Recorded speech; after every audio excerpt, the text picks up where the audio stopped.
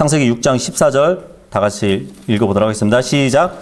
너는 고펠나무로 방주를 짓고 방주 안에 방들을 만들며 역청으로 그것에 안팎을 칠할지니라. 예. 하나님이 노아에게 이제 방주를 만들라고 말씀을 하시는데 무슨 나무로 만들라고 하나요? 지금 고펠나무로 만들라고 그러죠. 고펠나무. 이 고펠나무가 무슨 나무인지 정확히 알 수는 없는데 뭐 대부분 학자들은 백향목이나 아니면 잣나무이었을 가능성이 있다 그렇게도 얘기는 하는데 확실한 건 아니에요. 확실한 건 아닌데 어쨌든 고펠나무라고 있습니다. 이 고펠나무에서 고펠이라는 히브리어 뜻이 뭐냐면 유숙하다라는 뜻이에요. 유숙하다. 그 고펠나무로 방주를 짓는데 이 방주라는 것은 어떠한 물에 떠 있을 배 모양을 얘기하지 않고 방주라는 것은 그냥 박스를 얘기하는 거예요. 네, 그냥 상자를 얘기해요. 상자 모양. 네, 네모난 상자 모양을 만들라는 것입니다. 어떠한 화려한 배 모양으로 만들라고 하는 것이 아니거든요. 방주를 만들고 그것에 역청으로 칠하라고 또 말씀을 하시죠. 하나님이. 그죠? 역청 하면은 이제 그 지금 뭐 아스팔트 까는 데도 사용하고 그죠? 예, 보시면은 아스팔트도 사용하고 그리고 겉에 이제 방수 처리할 때 사용하는 그러니까 석유에서 제일 찌꺼기 찌꺼기를 이제 보통 역청이라고 하죠. 그러니까 하나님께서 방주를 만들고 안팎으로 역청을 칠하라고 했습니다. 안팎으로. 아마 바깥을 칠하는 이유는 방수 처리로 그 바닷물이 들어오지 않게, 그러니까 그 물이 들어오지 않게 칠하라는 것이고, 안에다가 칠하는 것은 어떻게 보면 밀폐된 공간에 그 짐승들의 어떤 악취들이 있을 거잖아요. 그죠? 그 악취 제거도 할 수 있는 게 이제 역청의 역할이거든요. 그래서 하나님께서 안과 밖을 역청으로 칠하라고 그렇게 말씀을 하셨습니다. 근데 이 역청이라는 말이 여기서는 지금 역청이라는 도구로 사용되지만 다른 성경에 보면은 같은 단어지만 이 아까 역청이 코페르라고 했잖아요. 코페르라는 단어가 어디에 쓰이냐면 속죄라는 데에서 또 쓰여요. 레위기 17장 11절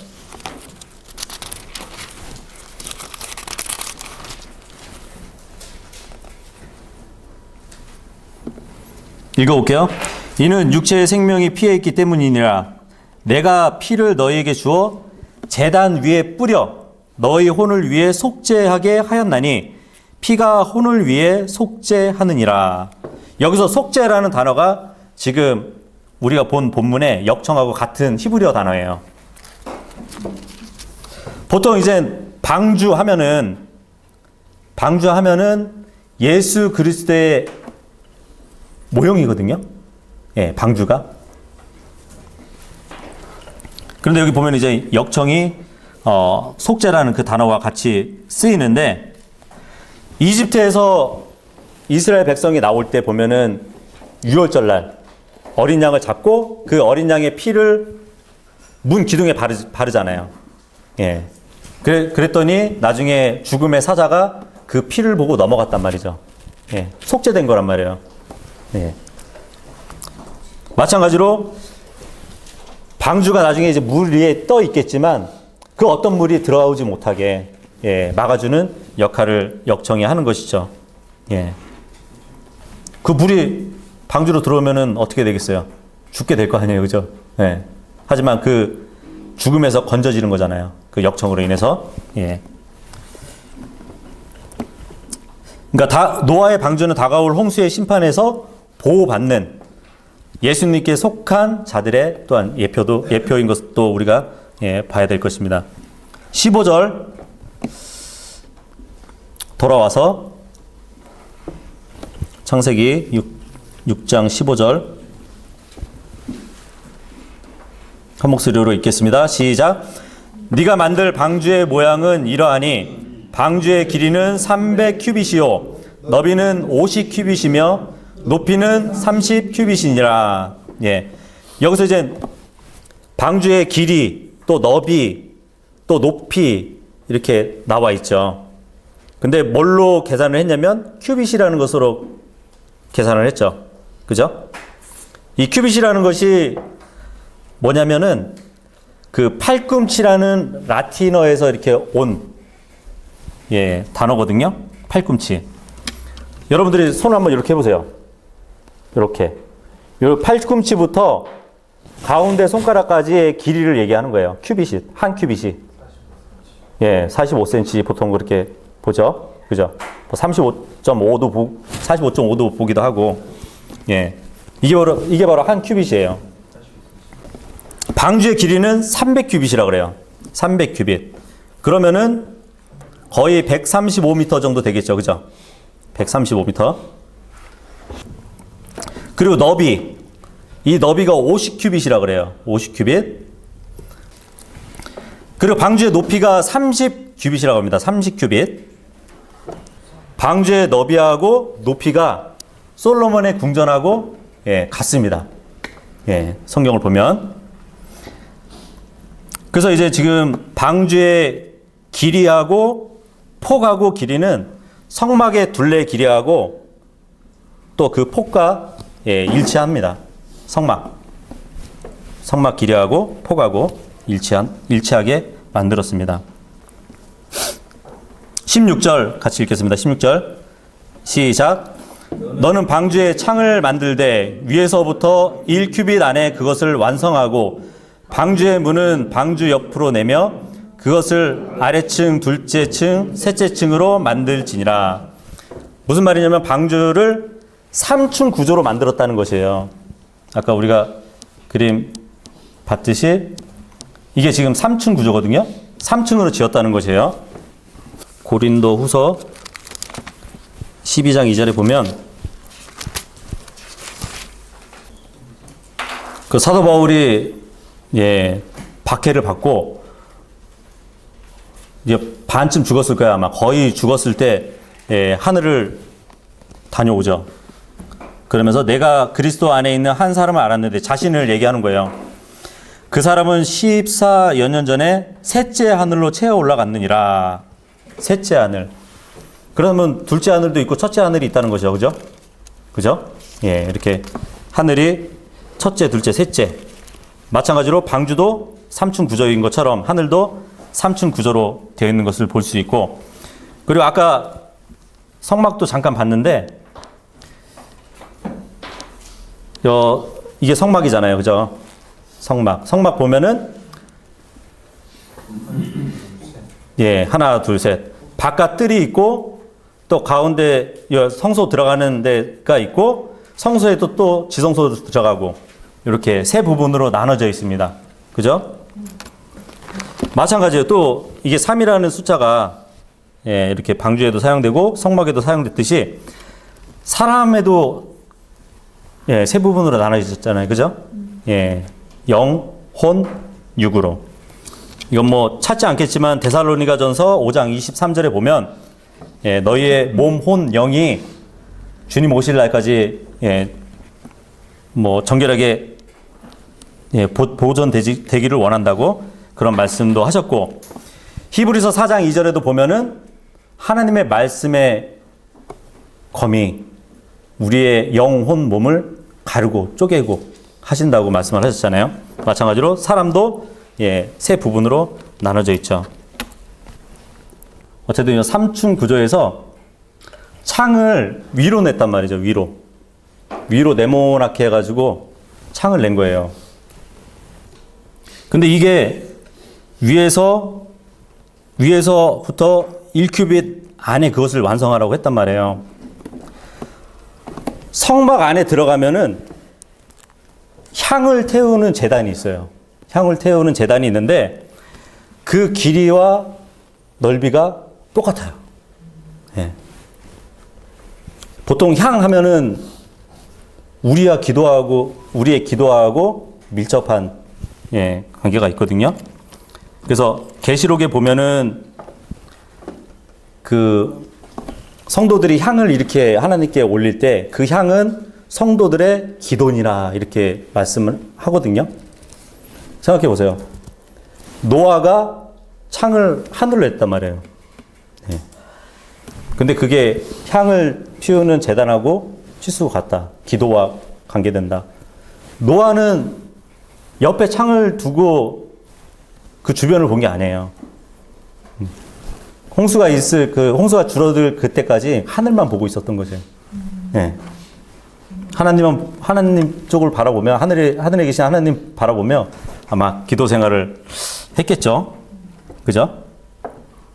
어떻게 보면은, 노아는 3층에서 하나님과 교제 생활을 가졌을 거라고 봅니다. 예. 지금 우리가 조금 아까 살펴봤듯이, 셋째 하늘에 하나님이 계시죠. 그죠? 셋째 하나님. 그리고 성막에 뜰이 있고, 성소가 있고, 지성소가 있단 말이에요. 하나님은 지성소 안에 있잖아요. 그죠? 맨 안쪽에. 마찬가지로 사람의 삼중성을 봤을 때, 몸이 있고, 그 안에 혼이 있고, 그 다음에 영이 있잖아요. 맨 안에 영이 있잖아요. 성령님과 함께 교제할 수 있는 것이 바로 영과 영이거든요. 그 영 안에 들어오죠. 마찬가지로 3층은, 이 방주의 3층은 하나님과 교제하는 장소였을 것이라고 우리가 볼 수 있겠죠. 네. 그리고 창을 그렇게 냈고, 방주의 문은 어디에 냈다고요? 16절에 보면, 예, 방주 옆으로 냈다고 합니다. 방주 옆으로 냈다고. 방주는 예수님의 모형이에요. 그죠? 예수님의 십자가에 달리셨을 때, 그, 로마 군병이 창을 어디를 찔렀죠? 옆구리 찔렀잖아요. 옆구리. 옆에. 그죠? 예, 거기서 물과 피가 흘러나왔잖아요. 그죠? 예. 지금 이 방주의 문으로 들어가면 구원을 받는 거거든요. 예수님의 그 옆구리에서 나온 물과 피, 예수님은 생수를 주시는 분이고, 예수님의 피는 우리의 죄를 씻어주시는, 예, 그 피잖아요. 그죠? 그 옆구리에 우리가, 예, 들어가야 되는 것이에요. 그 옆구리로 들어가면 어디로 들어가는지 아세요? 심장을 찌르기 위해서 이 옆구리를 찌르는 거예요. 요 5번, 그러니까 마지막 갈빗대 보면, 그 밑으로 창을 찌르는 거거든요. 그러면 그 방향이 심장으로 가는 거예요. 예. 그러니까 우리는 예수님의 심장으로, 물과 피가 쏟아진 그 심장으로 들어가야 되는 것이에요. 네. 마찬가지로 방주의 그 옆문도 들어가면 구원받을 수 있는, 문인 것이죠. 뭐, 결과적으로 보면은 나중에 그 노아의 가족 8명만 들어가게 되잖아요. 그죠? 네. 근데 이 문은 굉장히 컸을 거예요. 왜냐면 짐승들이 작은 짐승들만 간 게 아니라 커다란 뭐 코끼리도 들어가고 그랬을 거란 말이에요. 그러니까 문이 컸겠죠? 예. 마찬가지예요. 지금 예수님의 구원의 문은 넓어요. 크고. 근데 사람들이 찾지 않기 때문에 좁은 문이고 좁은 길이 돼버린 거예요. 예. 17절 읽도록 하겠습니다. 17절 시작. 보라, 나 곧 내가 땅 위에 물들의 홍수를 일으켜 속에 생명의 숨이 있는 모든 육체를 하늘 아래에 멸하니니 땅에 있는 모든 것이 죽으리라. 예, 생명의 숨이 있는 모든 육체를, 예, 멸한다고 하십니다. 사람들과 짐승을 얘기하는 거겠죠. 그죠? 예. 18절 읽겠습니다. 시작. 그러나 너와 더불어 내가 내 언약을 세우리니 너는 내 아들들과 네 아내와 너와 함께한 네 아들들의 아내들과 함께 방주로 들어올지니라. 예. 여기서 이제 하나님이 언약을 세우신대요. 언약을 세우시는데, 보통 이제 약속을 하게 되면은 상방이 같이 약속을 하잖아요. 그죠? 예. 쌍방이 같이 약속을 해야 그게 하나의 언약이 체결되는 건데, 여기 보니까 하나님이 내 언약을 세운대요. 어떻게 보면 일방적인 언약이에요. 그죠? 마찬가지로 아담한테도 선과 악의 지식의 나무의 열매를 먹지 말라고 했을 때 그게 이제 에덴의 언약이거든요. 예. 아담과의 언약이란 말이에요. 아담과의 언약인데 거기서도 쌍방의 약속이 아니라 하나님이 거의 명령하시다시피 언약을 체결해요. 이게 무슨 말이냐면 서로 언약을 하게 되면 하나님은 신실하시니까 그 언약을 지키시는 분이잖아요. 사람은 못 지키잖아요. 그럼 사람들이 책임을 져야 되잖아요. 하지만 내가 언약을 세운다 하면은 그 사람이 언약을 어겨도 책임이 하나님의 쪽에서 그 일을 다 수습하시는 거예요. 예. 굉장히 은혜스러운 말씀인 것이죠. 그래서 하나님이 네 아내와 또 함께한 자녀들을 방주로 들어올지라 이렇게 되어 있는데 변개된 성경에서는 이제 여기서 들어갈지라 이렇게 되어 있어요. 들어올지라가 아니라 하나님을 방주에서 쫓아낸 거죠. 변개된 성경들은 그죠? 분명 하나님은 방주 안에서 들어올지니라 그러잖아요. 네. 근데 변개된 성경에서는 하나님이 밖에 있어가지고 너네 방주로 들어가라 그런단 말이죠. 네.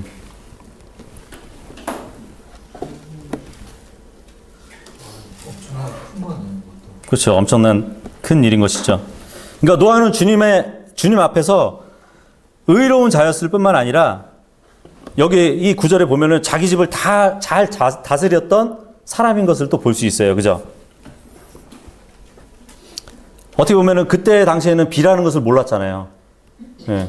주님이 비로 심판하신다고 그랬는데 비가 어떤 건지도 몰랐단 말이에요. 그런데도 불구하고 하나님 말씀을 믿고 그 방주를 지은 믿음도 있지만 그 아내와 자녀들을 방주로 데려갈 수 있는 그러한 위험으로, 그러니까 그들을 위험으로 어떻게 보면 집을 잘 다스렸던, 돌봤던 사람인 것을 또 볼 수 있겠죠. 어떻게 보면 소돔과 고모라가 심판당할 때 롯하고는 좀 비교가 되죠. 그죠? 예.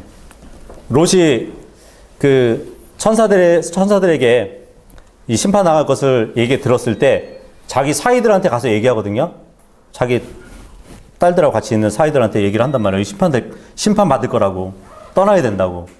그랬더니 그들의 반응이 어땠어요? 사위들의 반응이. 장인이 농담하는 사람으로 여겼대요. 농담하는 사람처럼 여겼대요. 그러니까 간증이 없었던 것이에요. 예. 롯하고는 그렇게 좀 비교가 되는 것 같아요. 19절 읽겠습니다. 시작. 너는 모든 육체에 살아있는 것 중에서 종류마다 2마리씩 방주로 데리고 돌아와 너와 함께 그것들이 살아남게 할지니 그것들은 수컷과 암컷이어야 하리라. 예. 20절도 일단 마주 읽어볼게요. 20절 시작. 날짐승이 그것들의 종류대로 가축이 그것들의 종류대로 땅에 기는 모든 것이 그것의 종류대로 종류마다 2마리씩 내게로 나아오리니 그것들을 살아남게 하라. 예. 이 노아의 이야기를 믿지 않는 사람들은 이제 시비를 걸죠. 아니 어떻게 그 동물들을 다 짝을 지어가지고 방주로 들어갈 수 있게 질서 있게 그렇게 만들 수가 있냐 그런단 말이죠. 사람이 할 수 있는 일이 아니잖아요. 그죠? 뭐 유해 기간이 120년이 있었으니까 그동안에 동물들을 잘 훈련시켜가지고 예. 그 종류마다 훈련시켜가지고 방주로 들어갈 수 있게 만들려면은 그것도 참 예, 힘든 일이겠죠. 이 일을 누가 했겠어요? 예, 하나님밖에 할 수가 없어요. 예, 인간이 아무리 조련을 하고 해도 그렇게 만들 수 없다는 거죠. 질서 있게 예, 모을 수 없단 말이죠. 근데 지금 여기 보면은 19절도 마찬가지로 방주로 데리고 들어오라고 합니다. 그리고 20절에도 보면은 종류마다 2마리씩 네게로 나아오리니 얘기한단 말이에요. 하나님께서 보내신다는 얘기예요. 이사야서 34장 한번 열어볼게요.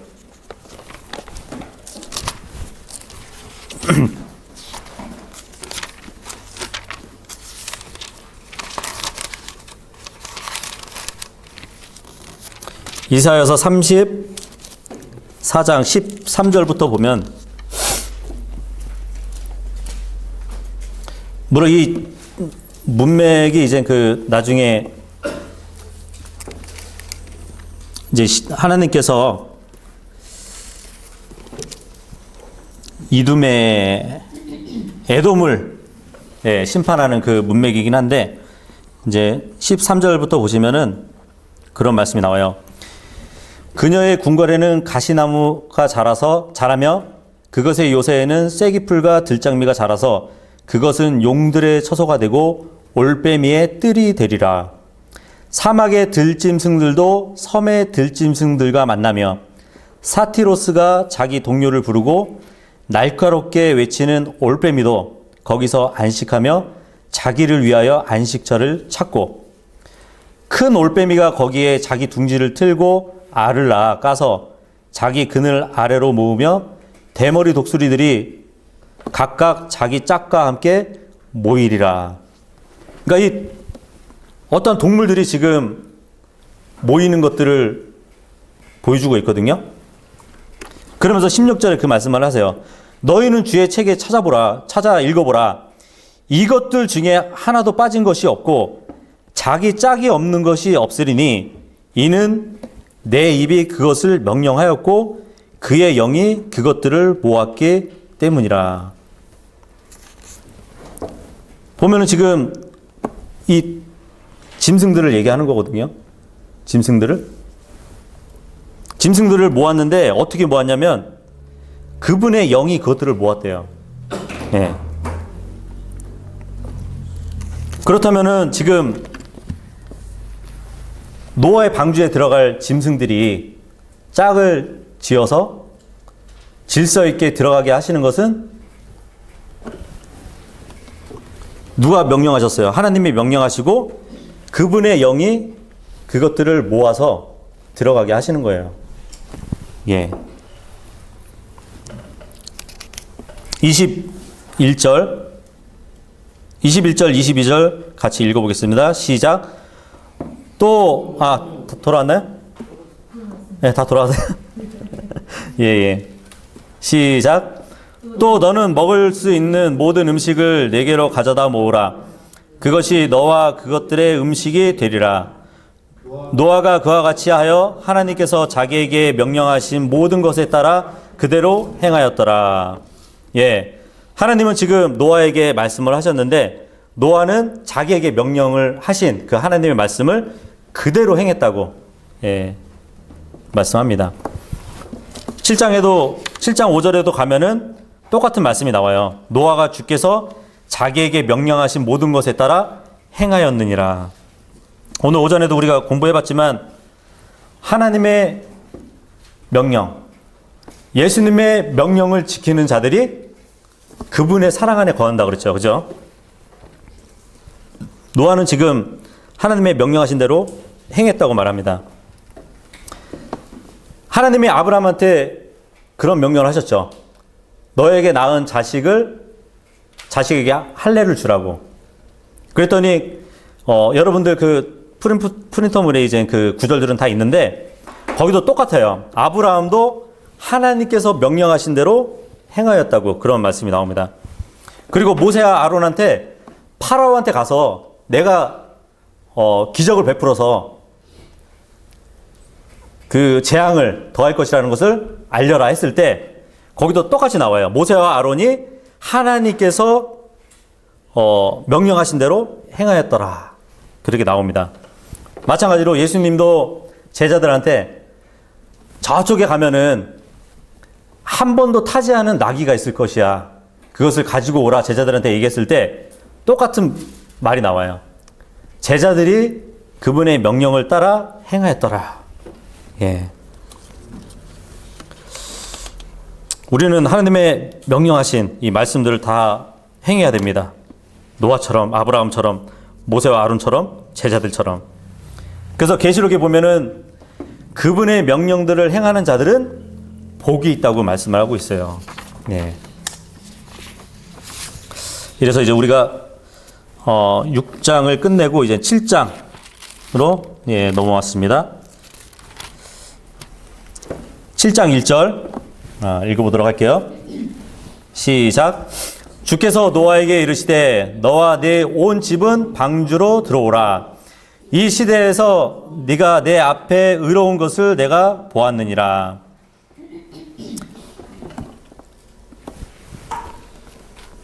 이제 7장도 마찬가지로 이제 하나님이 대홍수 심판을 집행하기 전에 동물의 생명을 보존해 주실 것을 말씀하시는 그 문맥입니다. 마찬가지로 지금 1절도 방주로 어떻게 하라고요?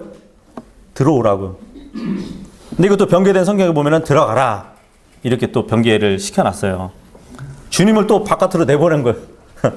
예. 방주로 들어오라 하신 분이 이제 어떻게 보면 초청이잖아요. 그죠? 예, 방주로 들어오라 한 것은 초청이란 말이에요. 그래서 마태복음 11장 28절에 보면 신약에 와서 또 초청하시는 분이 계시죠.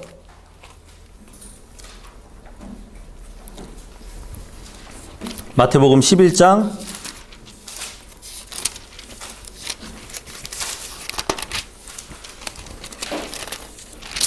28절에 보면 수고하고 무거운 짐진 모든 자들아 너희는 내게로 오라. 내가 너희에게 안식을 주리라. 지금 예수님은 모든 짐을 갖고 있는 자들, 죄의 짐이든 어떠한 짐을 갖고 있는 모든 자들이 쉴 수 있도록 안식을 주기 위해서 지금 초청을 하는 말씀이거든요. 그죠? 마찬가지로 지금 방주 안에 계신 하나님이 방주로 들어오라고 초청을 하고 계세요. 근데 마태복음 11장 28절에 안식을 주기 위해서 초청을 하시잖아요. 그죠? 근데 노아의 이름의 뜻이 뭔지 아세요? 예. 노아의 이름 뜻이 안식이라는 의미를 갖고 있습니다. 근데 더 신기한 게 뭔지 아세요? 히브리어 단어로 노아 하면은 안식이라는 의미를 갖고 있잖아요. 근데 그 노아 철자를 뒤집어서 바꾸잖아요. 그럼 안식이라는 히브리어 단어가 돼요. 신기하죠? 예. 그러니까 노아는 주님과 함께 함으로써 심판의 기간 동안에 안식 가운데 있을 것입니다. 물론 이거는 뭐 이중적인 적용이 가능한데 대환란 가운데 하나님께서 이제 안식 가운데서 그 대환란을 넘기게 해주는 유대인들에 대한 모형이 될 수도 있어요. 예표가 될 수도 있어요.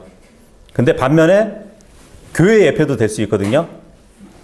어떻게 보면 이 홍수 때가 대환란이라고 보면은 방주가 물 안에 있어요. 물 위에 떠 있어요. 물 위에 떠 있잖아요. 그죠? 우리는 대환란이 올 때 저 물 위로 올라갈 거예요. 우리는. 그리고 방주 안에는 노아의 아들들이 있었죠. 셈, 함, 야펫. 그죠? 그들이 전 인류를 대표하는 사람들이잖아요. 황인, 예, 백인, 흑인. 그죠? 우리 교회 안에서는 인종이 필요 없잖아요. 인종이 다 없잖아요. 인종이라는 것이. 종도 없고, 주인도 없고, 유대인도 없고, 예, 이방인도 없잖아요. 네, 그런 걸로 봐서는 또 교회의 유형으로도 우리가 볼 수 있겠죠. 어쨌든 주님은 그 악한 세대에서 노아의 의로움을 보셨어요. 마찬가지로 지금 이 세대도 악한 세대예요. 이 악한 세대에서 의로움을 보실 수 있는 자들이 누굴까요? 바로 우리예요. 네, 우리도 예, 하나님 보시기에 의로운 자들입니다. 2절 읽겠습니다. 2절 시작. 너는 모든 정결한 짐승 중에서 수컷과 그것의 암컷을 7마리씩 취하고 또 정결하지 않은 짐승 중에서 수컷과 그것의 암컷을 2마리씩 취하며. 물론 이제 짐승들이 수컷과 암컷을 같이 한 쌍을 이루게 하라는 것은 나중에 그 짐승들의 멸종을 막기 위한, 막기 위해서 그렇게 모으라고 하신 거겠죠? 근데 중요한 것은 여기서 보면은 정결한 짐승이 있고 정결하지 않은 짐승으로 또 나누라고 말씀을 합니다. 이것은 뭐 음식 규례를 얘기하는 게 아니에요.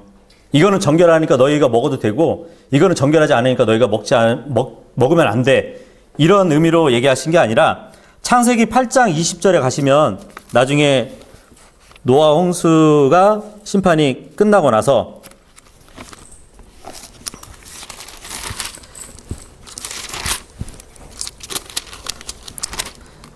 창세기 8장 20절에 가면 노아가 죽게 제단을 쌓고 이제 그 물이 다 물러가고 나서 땅을 밟고 한 행동이죠. 모든 정결한 짐승과 모든 정결한 날짐승 중에서 취하여 제단 위에 번제한 물을 드렸더니 그러니까 본문에 정결한 짐승하고 정결하지 않는 짐승이 뭘로 나뉘는지 알겠죠? 하나님께 제물로 드릴 수 있는 것은 정결한 짐승이고 하나님께 희생 제물로 드리지 못하는 것은 정결하지 않는 짐승들로 나눴다고 보시면 됩니다. 3절 읽겠습니다. 3절 돌아와서 3절 시작. 공중의 날짐승 중에서도 수컷과 암컷을 7마리씩 취하여 씨가 온 지면 위에 살아남게 하라. 4절 7장 4절 읽겠습니다. 시작. 이제 이래 뒤에 내가 밤낮으로 40일 동안 땅 위에 비가 오게 하여 내가 만든 모든 생명체를 지면에서 끊어 멸하리라 하시니. 이제 노아의 방주에 들어가고 나서 7일간의 은혜의 기간이 있었다는 걸 우리가 볼 수 있습니다. 그 7일이 지나면 어떻게 하신다고요? 40일 동안 땅 위에 비를 오게 하신다고 하십니다. 40일 동안. 성경에 보면은 40일은 시험의 숫자예요. 시험의 숫자. 이스라엘 백성들이 광야에서 얼마큼 방황했죠?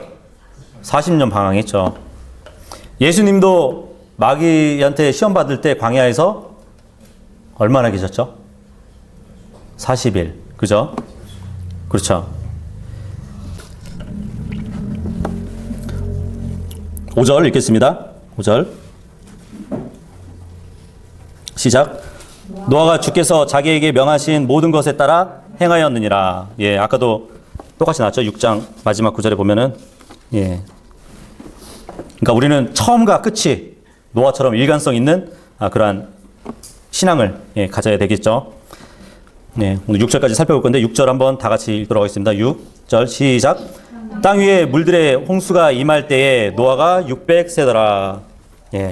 노아가 600세 때에 이제 홍수가 임하게 된다고 말씀하고 있습니다.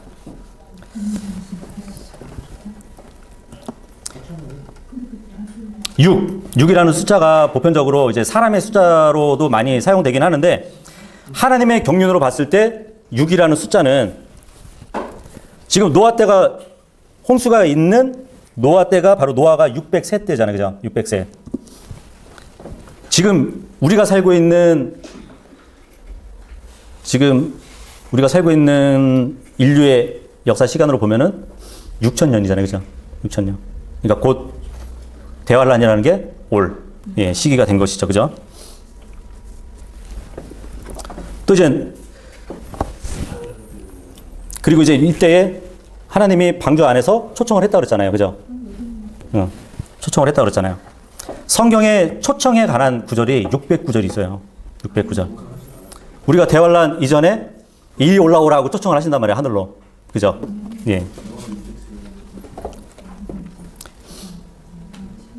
그리고 또 이제 지금 이 7장의 모든 문맥을 보면은 들어가다라는 말이 몇 번 등장하냐면 6번 등장해요.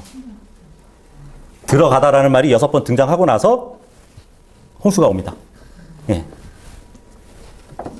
그렇죠? 마찬가지로 인류 역사 6,000년이 되면 하나님의 그 구원의 경륜도 바뀌게 될 것을 우리는 알 수 있습니다.